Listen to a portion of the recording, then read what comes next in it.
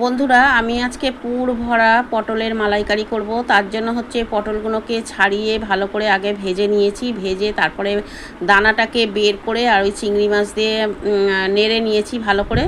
নেড়ে আর পটলের ভেতর ঢুকিয়ে ভালো করে মুখগুলোকে ওই মানে যে বোটাগুলো কেটে রেখেছিলাম ওগুলো দিয়ে সুন্দর করে আমি আটকে দিয়েছি। তার মধ্যে কড়াই তেল দিয়েছি, গোটা গরম মশলা, তেজপাতা, জিরে সমস্ত কিছু ফোড়ন দিয়ে, গুঁড়ো জিরে, ধনে, লঙ্কা সমস্ত কিছু দিয়েছি। দিয়ে ভালো করে কষিয়ে আর নারকোলটা যে বেটে রেখেছিলাম, একদম দোমালা নারকোল, তার জন্য কিন্তু একদম বাটতে মিহিন হয়ে গেছে।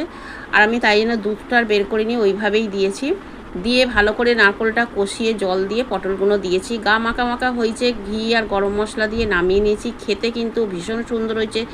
যারা এইভাবে পটলের মালাইকারি করে খেয়েছেন তো ভালো, যারা না খেয়েছেন একবার করে খেয়ে দেখবেন কত সুন্দর খেতে লাগে।